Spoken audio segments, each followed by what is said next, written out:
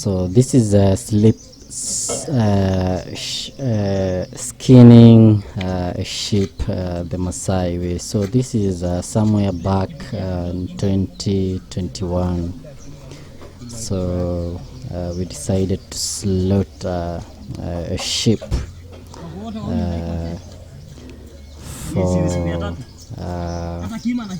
for my wife.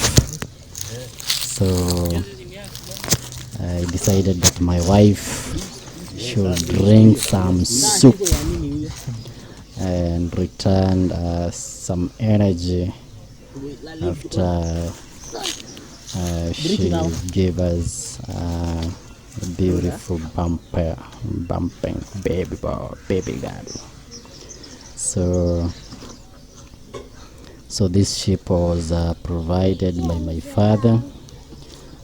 So my father decided that my wife should drink soup and eat meat for giving him grand so these are my family members, my brothers, cousins, neighbors and sisters. So we decided we are not used to slaughtering sheep in my home, so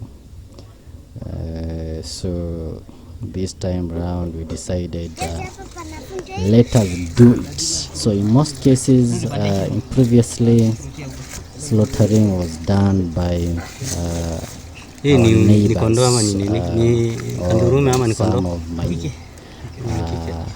my father's brothers so used to do the slaughtering, but this time round we decided why can't we also do it? So we took it. So my elder brother knows how to do it, but from me going downwards, I think we've not had that opportunity or that chance to slaughter, but we've done quite some slaughtering, because I remember when I was a young boy, so we used to slaughter, but now we used to receive instructions from our parents, from our dads. So we are just being told, do this, do this, do this.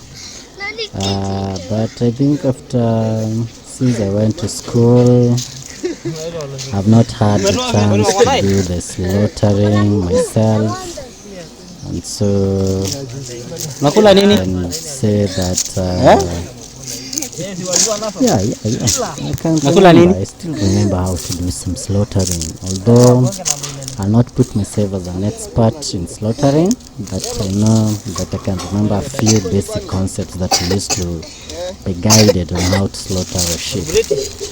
But in this occasion we had one Nicholas Parreyo, so he was doing the slaughtering for us, guiding us, now teaching the small boys how to slaughter a sheep, because sometimes these small things people ignore, they are good. They're good to be passed down the generations. So this occasion, so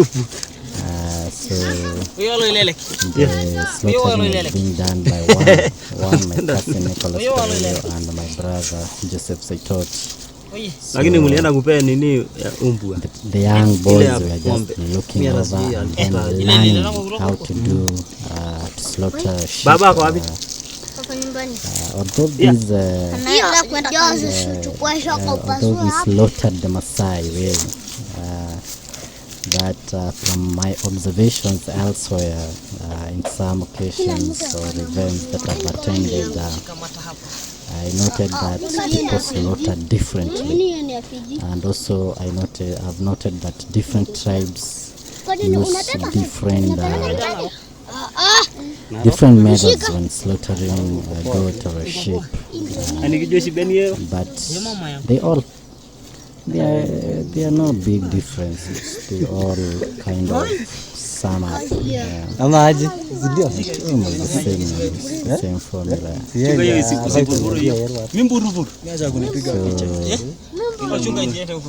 That is it. slaughtering. And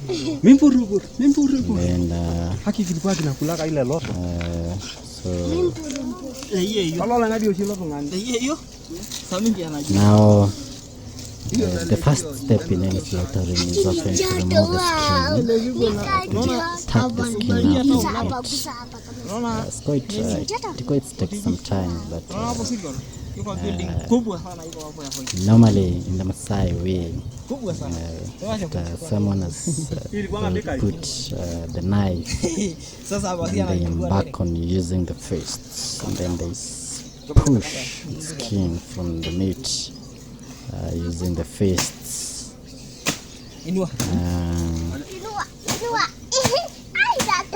So it was quite a lovely event. So after the goat now is skinned and the skin is about to be detached, the next step is always to pluck some leaves from the nearby trees or branches, and then you lay them on the ground. You create like a platform.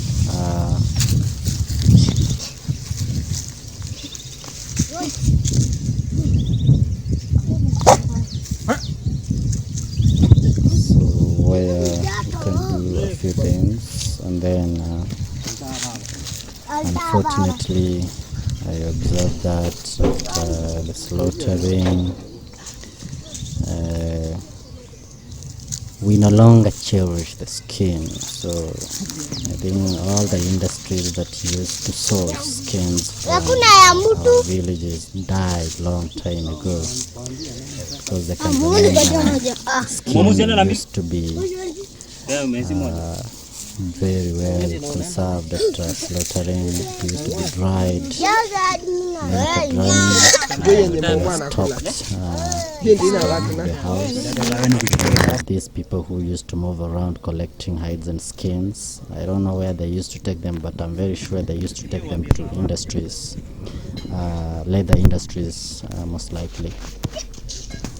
But these industries are no longer existent. So after slaughtering, the skin is cut into small pieces and then thrown away from the dogs. This just demonstrates how useless this government has become, how petrifying the government, the damage the government has caused to our country. Because this, a long time ago, the hides and skins were also source of capital to the farmers, but nowadays they are just as useless as a piece of paper. So after slaughtering, they're just thrown away to the dogs. And then because I think the leather industries died long time ago in Kenya. The only leather industry I can know now currently is the tannery and the Wasongiro, the Wasongiro Development Tannery. I don't know any other leather industries. We had the pyrethrum industries. I don't know whether it even exists. We had the coffee industries. They are just struggling. We had the sugar industries. There were too many, but I don't know whether they are still thriving. The coffee industries. We had we had sisal industries, textile industries. All these industries, whether they are still in existence, I don't know. Because even after the government promising us the Big Four agenda, where manufacturing was part of the Big Four, nothing happened.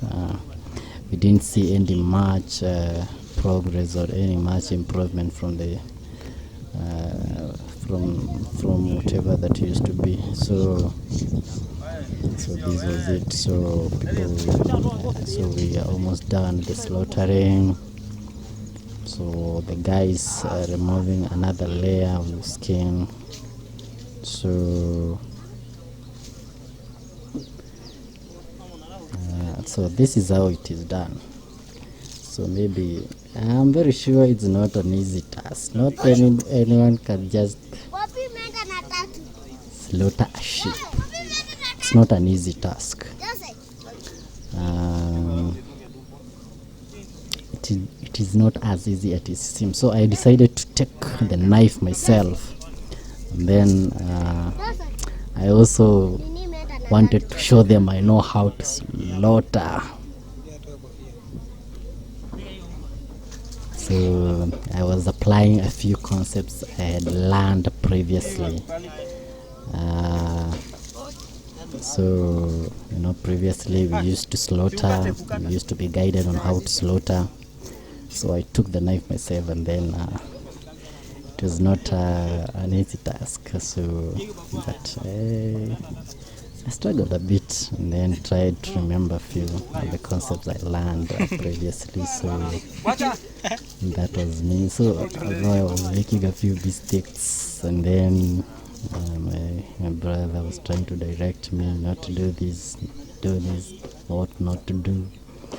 But I know it's basic. There are no skills needed in slaughtering. Just cutting meat. I don't know what procedures.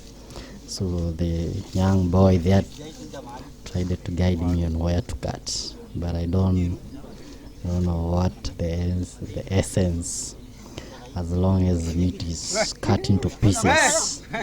So the guy saw that I was doing nothing, and then decided to intervene. And then I don't know, but that is it. So that is Nicholas Parejo. So I think it's quite good in slaughtering. So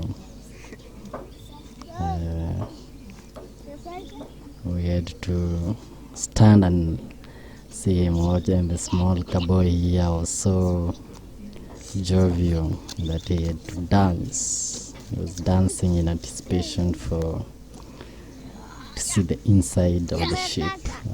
So now these are small boys learning how to slaughter from seeing. So they will be slaughtering for us a few years to come. So that is it.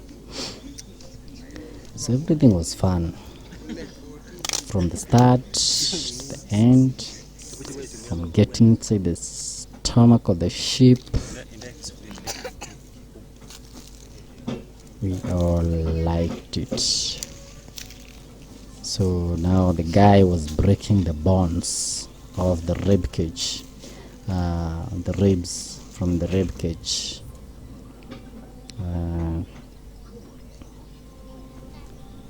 So this is just one ship, so it was not a big occasion, so it was just meant for my wife to have to restore some energy.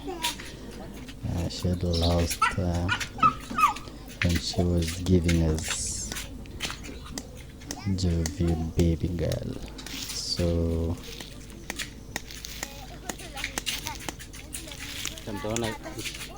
these are my boys,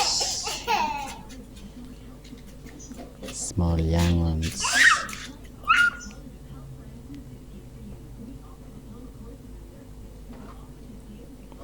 So everyone had to leave the center stage and allow the master, the expert himself, take charge, accompanied by the self-proclaimed master himself.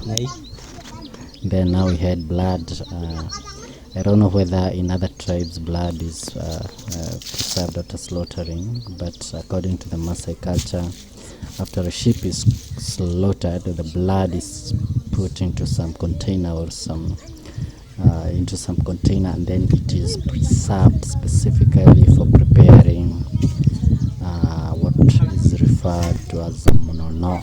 Those are small pieces of meat cut and then deep fried, that is fried, and then mixed with blood.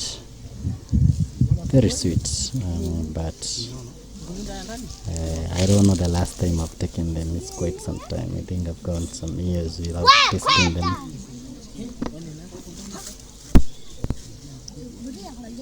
Yes, so that is the inside of the ship. those are intestines. And then so you have to be very careful when you detaching the intestines now from the meat, because a small mess will spoil the whole meat. So it has to be done very, very, very carefully. And then you have these small these are fat. I think this is the fat that is plucked from is removed from the rib cage, on top of the rib cage, and then it's dried. It can be used later for cooking. Yeah, so that is it. So this is our master guy. So he was directing us. So he thought we don't know how to slaughter because we've not been around, but now check out my brother. He will not leave the blood be on its own. So this guy had to take, we are taking raw blood. Raw blood. This is very, very, very, can be very, very disgusting to some people, but that is the way. That's how it's done in the Maasai land. So people take raw blood, but they don't see it a big deal. I think the last time I took raw blood was when I was probably around between 10 to 15 years. In between, I remember since I started attending high school, I've never took raw blood.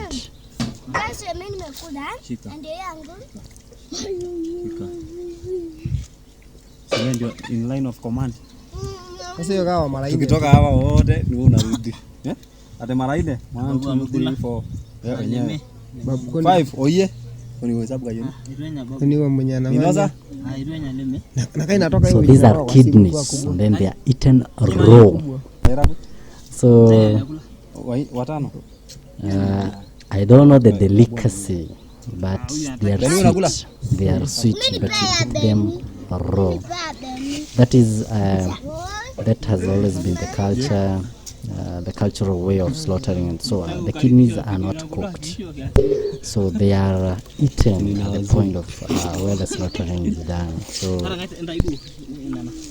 that is it. So I don't know about how, but I observed in some other cultures, some people, some places that I've visited, I noticed they don't eat raw kidneys. Some of them cook, take them and then cook and then eat them when they are cooked. But here, the kidneys are eaten raw. So that's all. So the intestines have been detached from it. Now it's another process, because the intestines have to be sucked off, all the contents, the contents inside the intestines have to be removed, because the intestines are not thrown away. They are also eaten. They are also cooked and eaten. So this is my small sister, our last born in my house, in my home. That is from all my siblings, the last born. So the guy there, the self-proclaimed master, now was doing the finishing with the intestines, while the other guy, the expert himself, was making final touches on the rib cage, and then cutting into sizable pieces, and then they'll be divided. Some will go to be some will be used in cooking mono, some will be used in cooking motori, and then some will be taken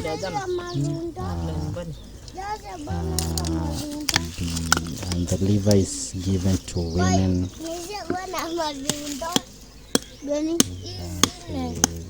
And that is it. So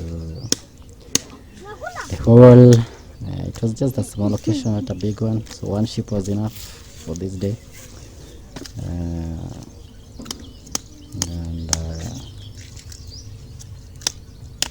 it was quite fun,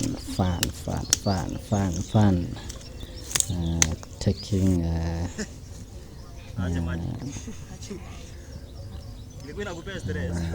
taking a video of this slaughtering just for the first time. So some things you do them for entertainment, yeah, because you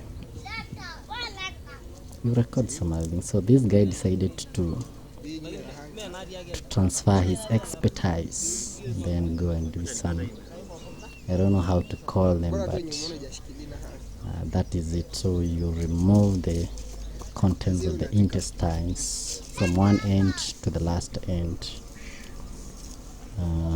And these guys, from my observations, knows how to do it. If I am given the same task, it will take me the whole day trying to milk the intestines. But for Nicholas, that was not the case.